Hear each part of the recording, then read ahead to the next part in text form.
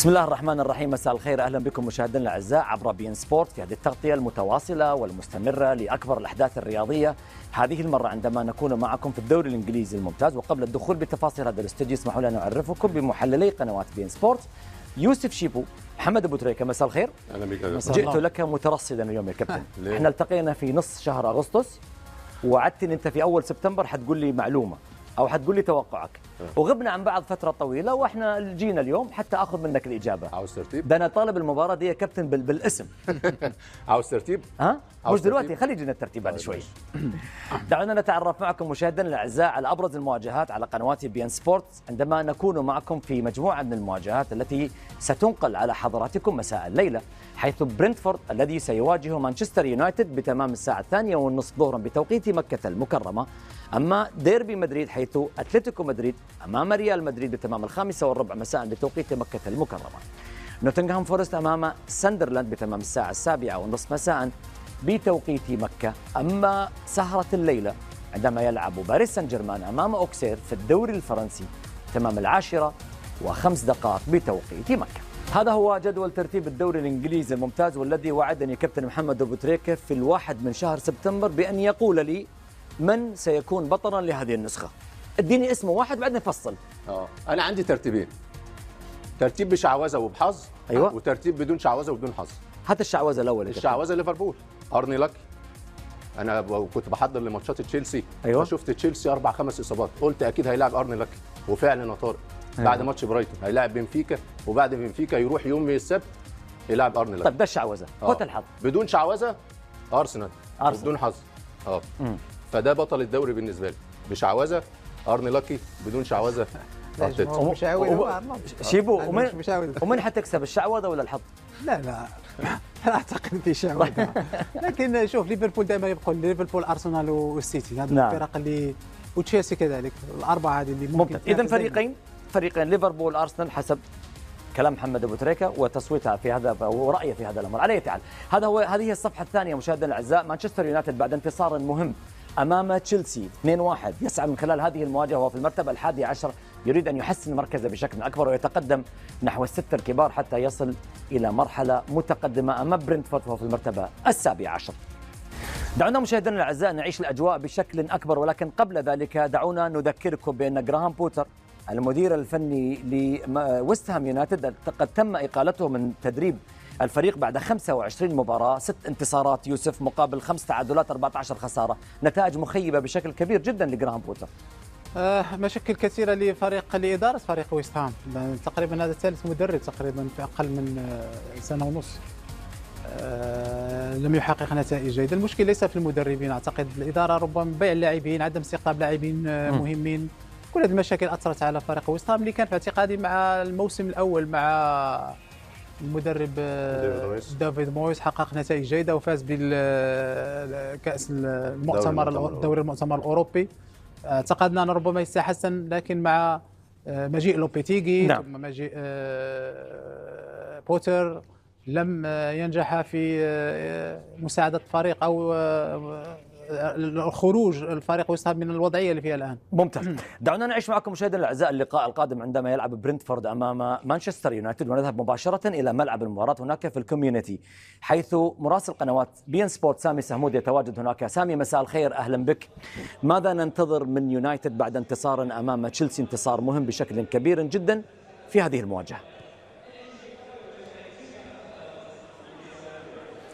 نعم طارق، مساء الخير، تحية للجميع من هنا من قلب ملعب برنتفورد. قبل أن أتحدث عن المباراة وظروفها، معلومة على السريع فيما يتعلق بويست هام وإقالة جراهام بوتر. نونو سبريتو سانتو هو المدرب الجديد، هذا المدرب البرتغالي الذي أقيل في وقت سابق من تدريب نوتنغهام فورست، والمعلومات التي وصلتنا بهذا الشأن تشير أنه سيقود تدريبا هذا المساء للاعبي ويست هام استعدادا لمباراة يوم الاثنين ضد فريق إيفرتون والمدرب السابق لويست هام ديفيد مويز. بالعودة إلى مباراة برنتفورد، كل الحديث طارق عن عودة براين مبومو لاعب السابق لفريق برنتفورد وهو يرتدي قميص مانشستر يونايتد في هذه المباراة.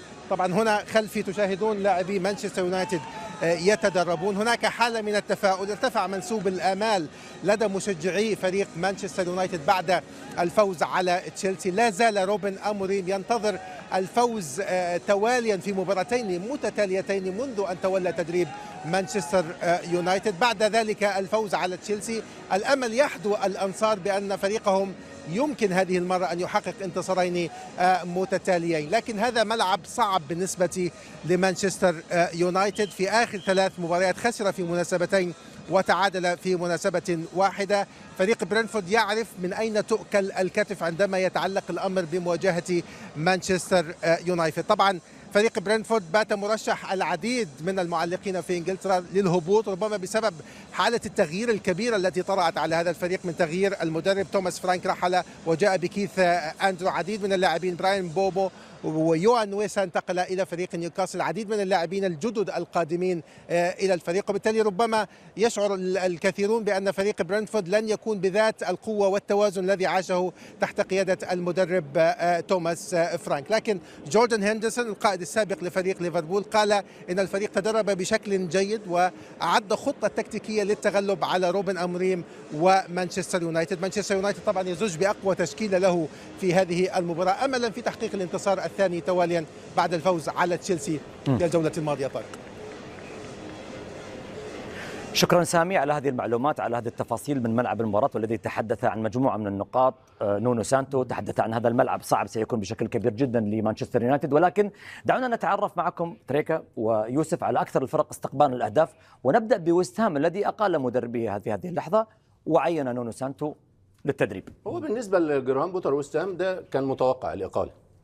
اختيار بقى نونو كان ماشي كويس قوي مع نوتنجهام وكان عامل فريق مميز، والسنه اللي فاتت عمل موسم كبير، فاقالته في هذا الموسم ادت فرصه للانديه الاخرى ان هي تعيد ترتيب اوراقها، فمنها ويست هام هياخد خد نونو، فنونو هيحسن من الجانب الدفاعي، لان السكواد الحالي بتاع ويست هام هم عاوزين يلعبوا كره حلوه، وهو شاطر دفاعيا ايضا.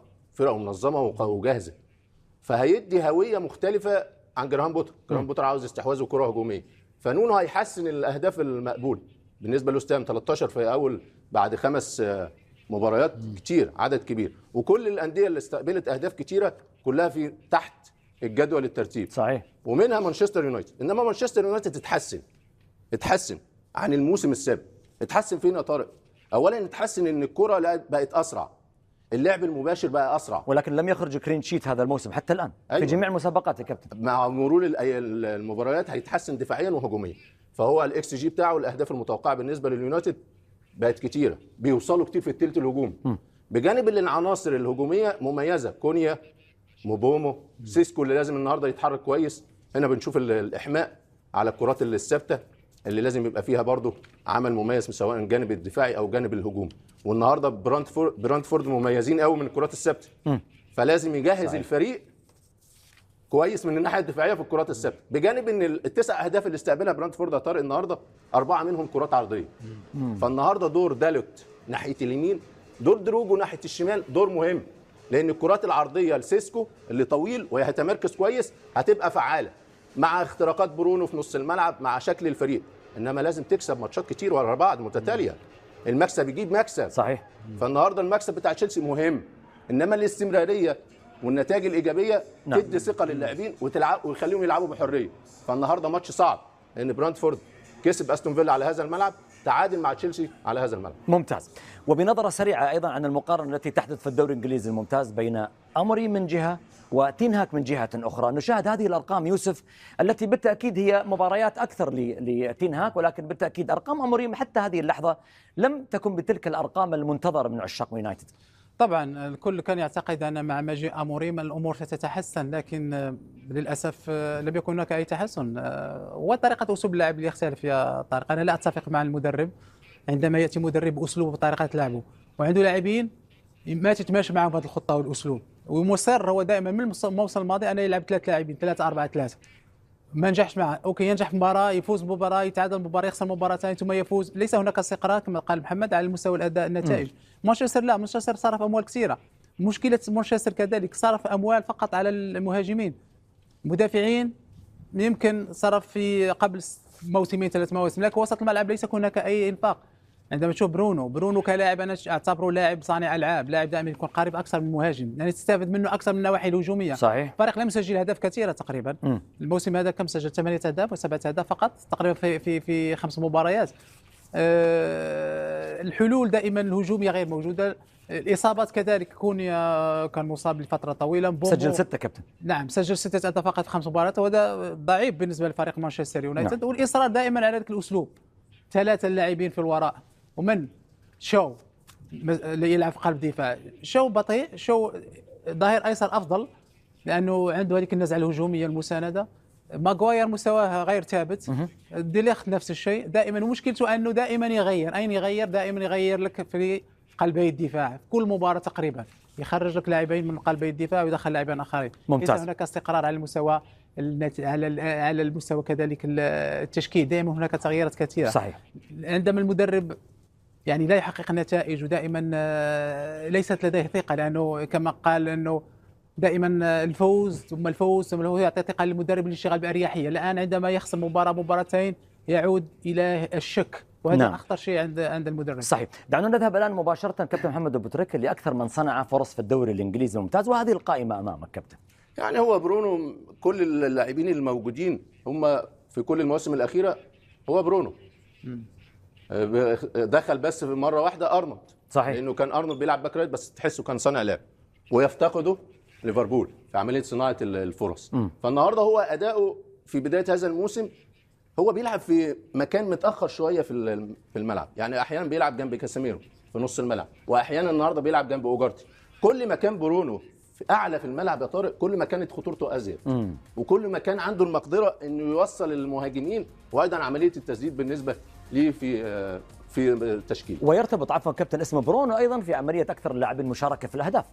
طبعا اعتقد ان هو بيقدم، وهو الفريق عفوا لا يمر بشكل جيد، يعني نشوف اللاعب مؤثر بشكل كبير في فريقه. كلهم معظمهم لا اجنحه لا مهاجمين. صحيح. باستثناء برونو. نعم.